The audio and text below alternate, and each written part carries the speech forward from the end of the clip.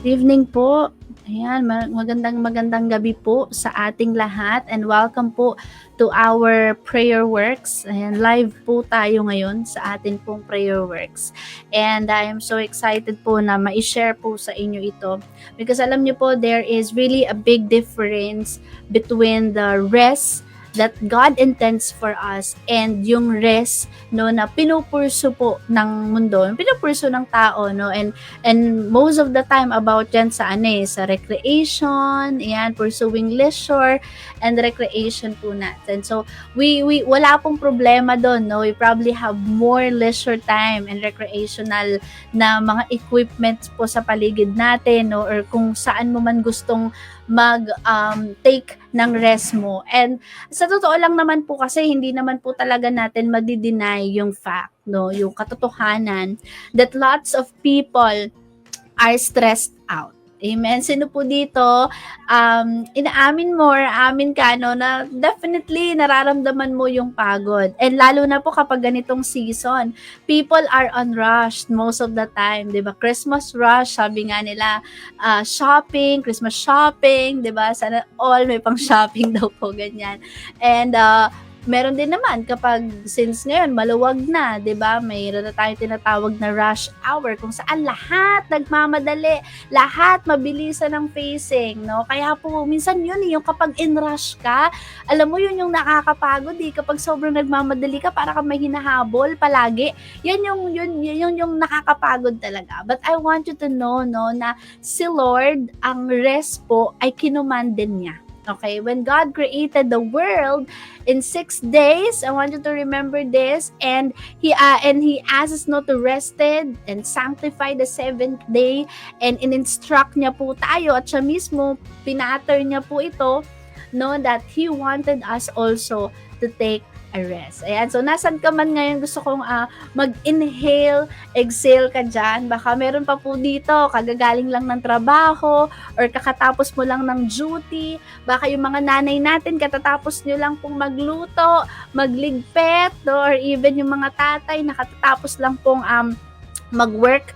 Okay, pwede ka pong mag-inhale, exhale po kung nasaan ka po ngayon. Huminga ka ng malalim. Ayan. So, we will notice po, no, sa action po ni God, no, that at the beginning pa lang po, God is telling us that there is a pattern of work, okay, sa existence natin dito sa mundo, no. I am preaching to myself.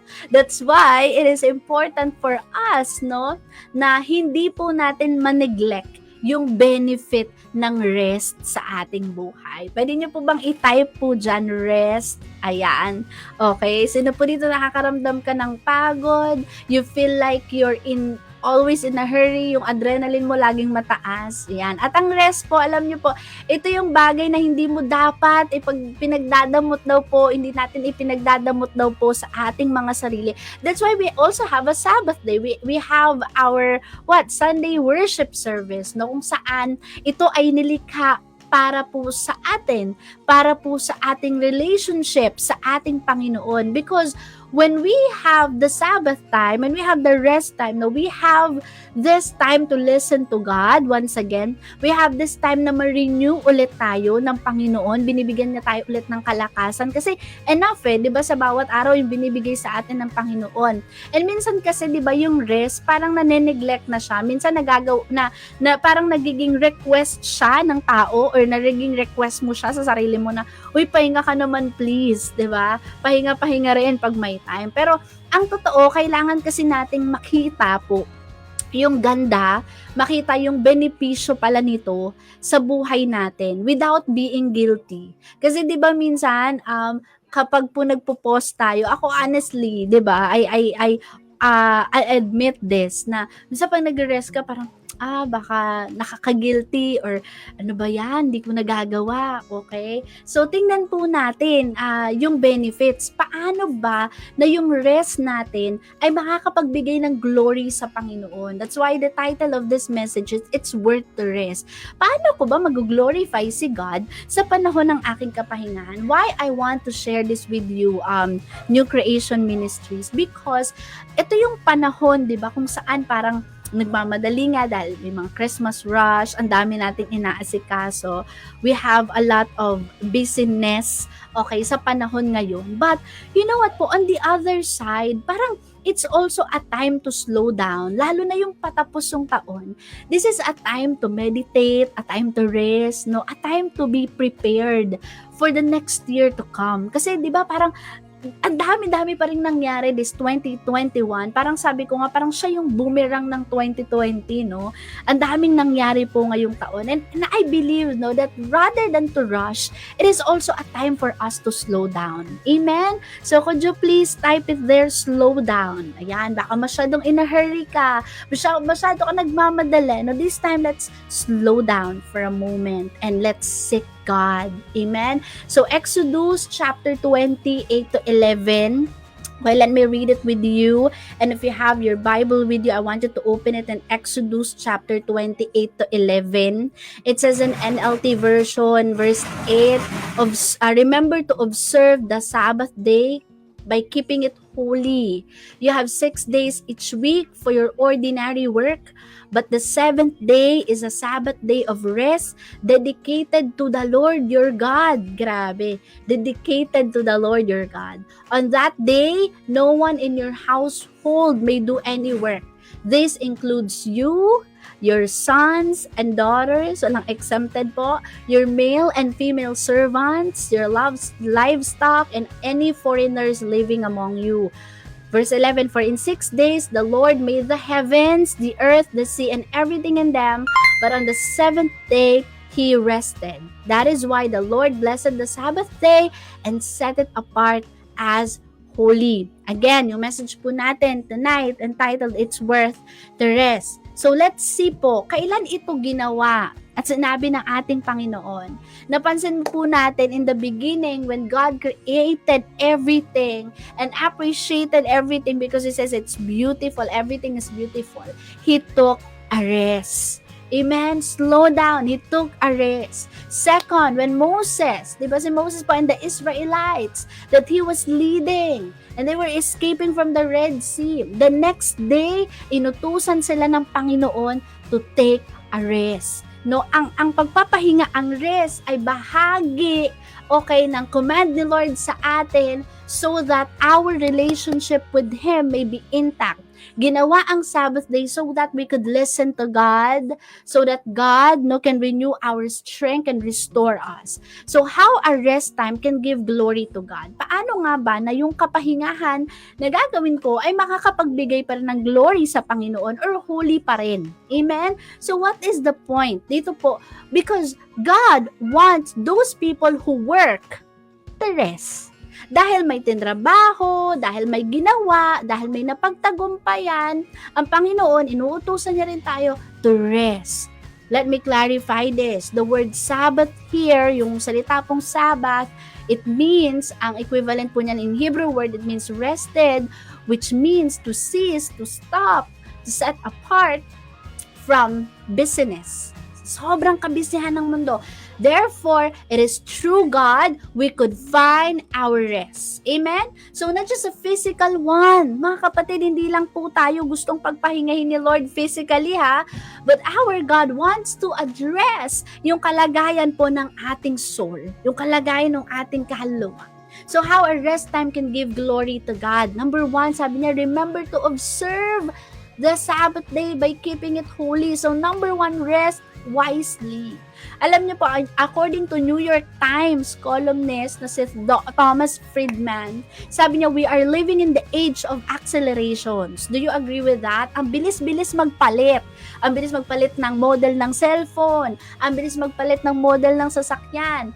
Yung iba, ang bilis magpalit ng jowa. Ang bilis magpalit ng damit. Diba? So, ang bilis-bilis. Kaya yung iba, ang bilis daw palitan. Kasi we are in the age of accelerations.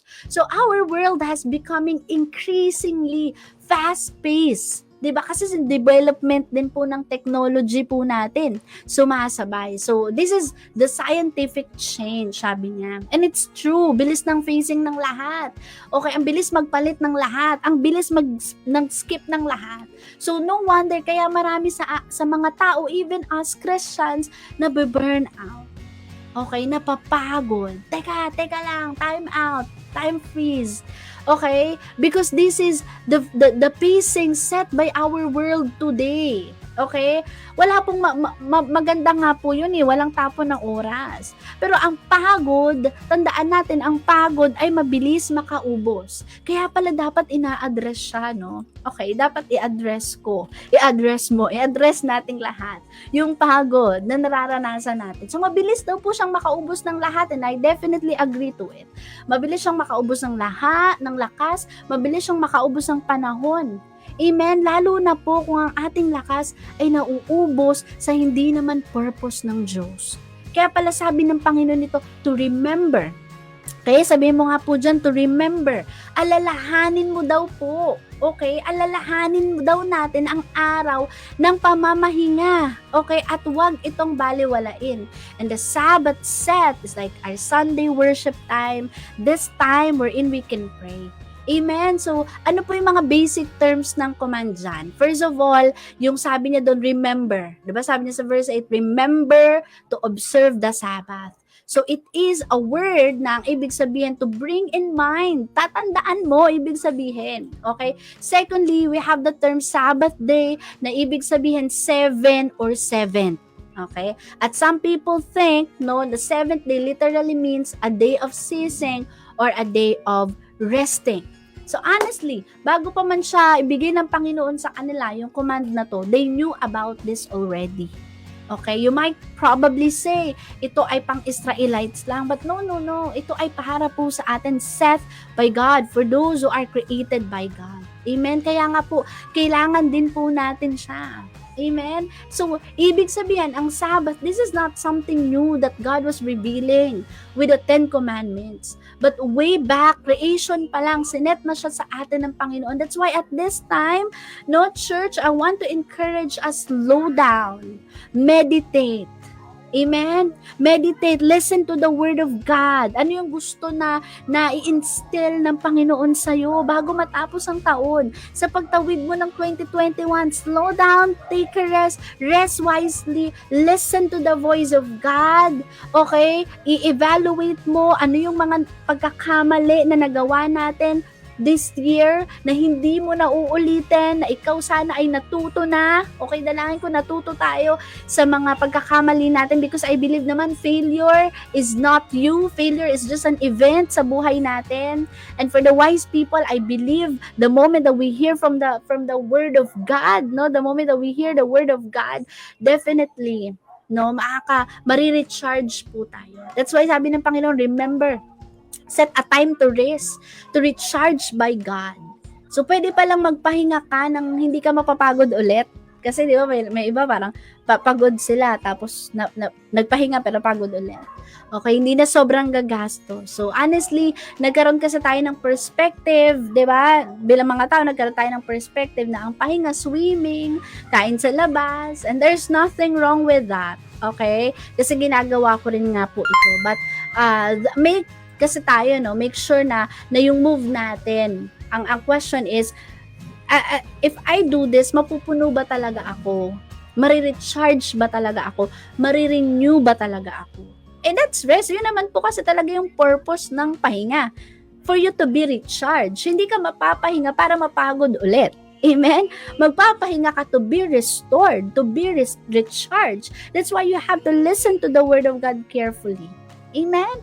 So therefore, rest is not only for your time alone, enjoying yourself on whatever recreation you want, leisure time wherein you want to spend your money on, but a time set to remember the Lord. Amen? And the last, number 2, you have to rest purposefully. Oh, dapat may purpose.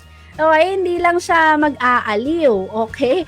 May purpose pala ang rest. So, kaya nga sabi ko po, slow down tayo, set a purpose on your rest time for this month when everything is in a rush. So, this time, no, baguhin natin. Let's slow down. Let's hear, meditate, pray, fast. Lord, what do you want me to do?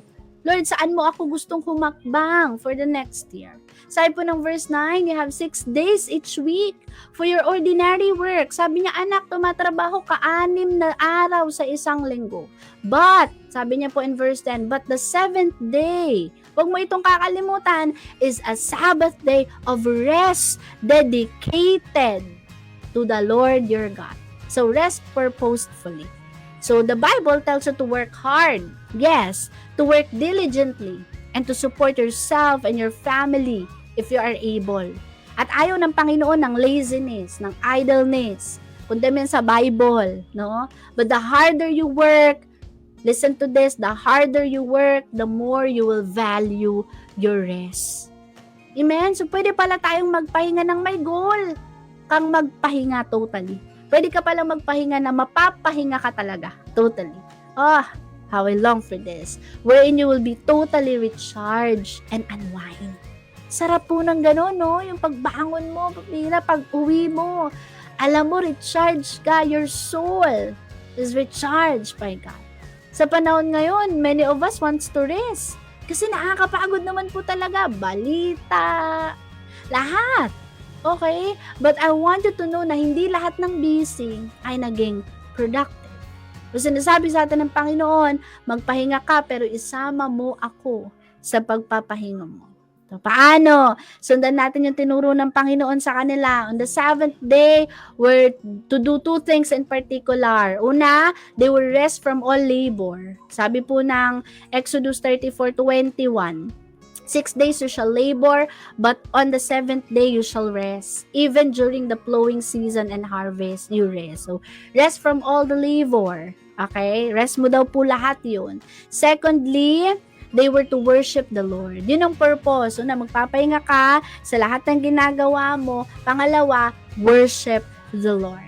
No, it's so good to worship God.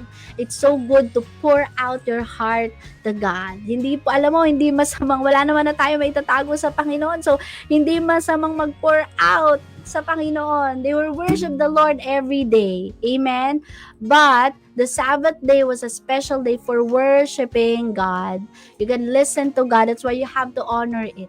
Kaya pag pagod ka, listen to this church. Pag napapagod ka na, hindi ka dapat pabitaw kay Lord. Dapat pagpagod ka, kay Lord ka dapat mas lumalapit. Kasi He created it. Because He set this very appointment for you. So, ang Sabbath day, pag napapagod ka na, para sa'yo talaga yon. Pag napapagod ka, binigyan ka talaga ni Lord ng panahon para magpahinga. O sa lahat po, church, ng kakaranas ng kapaguran dito, whether it's a mental exhaustion, it's emotional exhaustion, no? If it is spiritual man yan, financial man yan, no, nakakaranas ka ng ganyang kapaguran, I want you to know that God is calling you to slow down and take a rest. Hindi po ito masama, lalo na if it is for you, if it is, alam mo, mapupuno yung soul mo dito, ma-restore puso mo dito, ma-renew yung mind mo dito. It's not bad. Amen? So for those who want to take a rest right now, church, I want to come. Let's come in the presence of God. Because si Lord, kinreate niya po ang rest. Kinreate po ng Panginoon ang kapahingahan. Hallelujah. Lord God, sa oras na to, Panginoon, sa lahat po, God, ng nakakaranas, Lord, ng pagod, wherever you are right now, can we come together before God? Lord, you are the God who set a time for us to come to you. Hindi mo ipinagdamot sa amin ang kapahingahan. But Lord, niready mo to. Niready mo ang rest para po sa amin because you know that for us people, we are just limited. Our strength for a day is limited. Hindi, alam ng Panginoon, hindi ka machine. Alam mo, hindi ka makina. Meron ka rin kapaguran. So it's the time that God is calling you, anak, I want to talk to you. I want to speak to you. Rest. Slow down. When everything around us is in a hurry, it's so rush, we can slow down. Not para lang humiga, but but to slow down, to listen to the very instruction of God. And Lord, right now, lahat po ng kasama ko dito sa Facebook Live, Panginoon, God, lumalapit po kami sa iyo sa oras na ito, Panginoon, because you are the God of rest. You set this time for us. Sa lahat po ng nakakaramdam ng napupuno ng pag-aalala, come on, rest in the presence of God because He is the God of peace. Lahat, meron po dito na napupuno ka ng pag-aalala, napupuno ka ng anxiety, napupuno ka ng mga inaalala mo sa pang-araw-araw. Come on, this is the time to rest your mind. This is the time to rest your soul, to rest your heart before God. Stop doubting and start believing at this very moment, oh God. Lord, we come to you, God. You are our peace. You are our rest. In your name, our Father, we come to you, Lord, with our heart in genuinity, Panginoon. Yung totoo sa aming puso, Panginoon, lumalapit po kami sa iyo because we know that you can give us a rest that we are longing for, Panginoon. Meron dito baka ilang araw hindi ka masyadong nakakatulog dahil marami kang ginagawa, marami kang iniisip. Baka yung iba dito may mga exam pa, may mga bayarin ka na sobrang nagbibigay ng anxiety sa isip mo right now. No, rest is commanded by the Lord. Stop right now. Breathe and speak to God. In the name of Jesus, you are our resting place. This is our resting place, church, in the name of Jesus. So, can you please stop? Sino man po dito yung may mga ginagawa ka, can you please stop, breathe, listen to God. Hallelujah. Thank you, Jesus. Thank you, Lord. Oh God, we feel your presence. Thank you, Jesus. Thank you, Lord. And if you have your prayer request right now, panalangin po natin ng sabay-sabay po yan. I want you to type it there, yung mga prayer request po natin. Pwede nyo pong i-type po dito and I could pray for you. We could pray for one another. And also, Lord God, I want to pray, Lord God, for your protection. Nag-mutate na naman po ang virus po na ito. Right now, meron na naman pong kinakaharap na Omicron virus, Panginoon. Lord, we are asking, praying, Father, for your protection, oh God. Your protectionan mo po ang bansa po namin. Oh God, cover us with your mighty blood, Panginoon. Huwag mo pong hayaan, Panginoon, na masayang yung amin pong battle, Panginoon, for this COVID-19, Lord God. Nakikita mo, Panginoon, yung battle na hinarap ng bawat isa, from the frontliners down to the people, oh God. Lord, alam ko, Panginoon, that you will not waste, Panginoon, yung effort ng bawat isa, Panginoon. So, tulungan mo po kami, God, na maging discipline, maging maingat din kami, Panginoon. Lord, maging wise din po kami, Panginoon. Bigyan mo po kami ng wisdom, Lord God, to also take care of ourselves and even our family, Panginoon. Alam ko, God, you are a wise God. Alam mo po, Panginoon, ang iyong ginagawa, Panginoon. But Lord, I pray na maging submissive po kami, maging wise po kami sa aming mga kilos, Panginoon, lalo na may kinakaharap po kaming matinding virus ulit, Panginoon. I am also praying, Father God, that you give us, Lord, a peaceful election, Panginoon, sa susunod na taon. Lord, yung election na to, pinapalabas na talaga yung passion ng mga tao. And so I pray, God, that you will give us wisdom. Bigyan mo po kami ng maayos na character as we address, Panginoon, ourselves, as we present ourselves during these days, Panginoon. Lord, sabi mo sa iyong mga salita, Panginoon, James 1:5, if any of you lacks wisdom, he should ask God because God gives generously. Kaya, Panginoon, humihingi po kami ng wisdom sa iyo sa mga panahon na hindi po namin alam ang aming isasagot, ang aming sasabihin patungkol po, Panginoon, sa topic na ito. Dalangin ko, Panginoon, na yung mga isasagot po namin, mag-glorify ka pa din po, Panginoon. Yung mga ipopost po namin, mag-glorify ka pa din po, Panginoon. Oh God, I pray also, Lord, sa mga tao na nakakaranas ng failure in life. Lord, I pray, yakapin mo po sila because we believe that we are fighting from our victory. Lord, failures is not us, oh God. Hindi po nito kami i-define, but I believe that failure is just an event, oh God, nadadaan sa buhay namin kung saan dapat po kaming matuto. Dinadalangin ko rin po, Panginoon, sa gabing ito, lahat po ng nakakaramdam, oh God, or may karamdaman, Panginoon. I am praying, oh God, na yung mga gamot na ini-intake po nila, Panginoon, gamitin mo po ito, Panginoon, upang sila po ay maging hawaan, Panginoon, or maging daan po ito ng kagalingan sa kanilang buhay. And right now, church, kung meron kang nararamdaman physically sa iyong katawan, or some of you here may sakit pa, I want you to put your right hand sa bahagi ng katawan mo kung saan masakit. Right now, Lord, in the name of Jesus, we are praying for your healing, God. We are praying for your power, for your miracle to flow, God.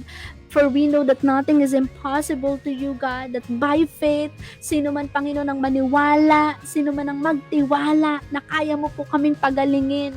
Physically, emotionally, kaya mong magbigay ng deliverance, Lord, sa oras na ito. Oh God, in Jesus' name, we claim the healing and we thank you for that healing, God, as we believe in you, Lord, in the name of Jesus. Sa mga nakakaranas dito ng financially, you are pressured right now. God is the Jehovah Jireh. He is our provider. And I know that our God is more than enough. Our God is more than enough. Ano man yung ating mga pinagdadaanan financially, I believe na hindi po tayo pababayaan ng Panginoon na magutom, mawalan. Kundi naniniwala ako na tapat ang Diyos sa kanyang mga anak, that He will never leave us nor forsake us. Kaya dalangin po namin, Panginoon, na ikaw, God, ang patuloy na magbibigay, magpo-provide, or gagamit ka, magkukumand ka, even, oh God, yung raven, kaya mong utusan, Panginoon, para lang po mag-provide sa yung anak, Panginoon. Lord, I'm also praying, oh Lord God, for those people who feel also tired and wants to give up on their faith. Lord, I pray that you touch their hearts right now. I pray, God, na maalala po nila, Panginoon, ang pag-ibig mo. Maranasan po nila muli sa oras na tong yung pag-ibig, God. And I also pray, Father God, for the, not just our finances personally, but I also want to pray for the finances of the church. God, naniniwala po ako, Lord, as we have this preparation, Panginoon, patungong on the ground or physical gathering, Lord God. Nainiwala po ko, Lord, na ikaw yung kasama po namin. And I believe that it is you who will provide for us. Hindi mo po pagkukulangin ang ministry, Panginoon, yung aming mga pangangailangan, simula po, Lord God, sa place, oh God, na aming bubuksan, Lord, sa mixer po namin, Panginoon, kailangan po namin ng panibagong equipment dahil ito po, Panginoon, na hindi na magamit. At alam mo yung aming pangangailangan, alam mo pangangailangan, Panginoon, ang iyong simpahan, Panginoon. And I pray, oh Lord God, for the finances of the church, oh God. Hindi mo po hahayaan na kami magdamot, Panginoon, sa church. But Lord, you will give us people and even your provision, God, sa bawat isa, Panginoon, so that we could give, Panginoon, our tithes faithfully, our offerings, oh God, gratefully, Panginoon, upang mas magamit pa po, Panginoon, ang iyong iglesia, Lord God, so that many people will be saved, oh God. Lord, hindi mo rin po kami hahayaan na mabox, Panginoon.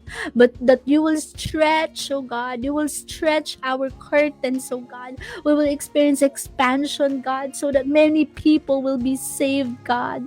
Not just only the process, but only their hearts will be won, oh God, in the name of Jesus. Marami pong salamat, Panginoon, for the New Creation Ministries, sa lahat po, Panginoon, ang nakasama ko sa panalangin ngayong gabi, Panginoon. Dalangin ko po ang pagpapala mo sa buhay po ng bawat isa, Panginoon, sa mga kapatid ko po, Panginoon, na nalangin ngayong gabi. May you bless them with their commitments. May you bless them, God, sa kanila pong mga pangangailangan, sa kanila pong mga panalangin. Naniniwala po ako na marami ka pong sasagutin na mga prayers, Panginoon, as we listen to you, as we seek you first, Father. Marami pong salamat, Panginoon.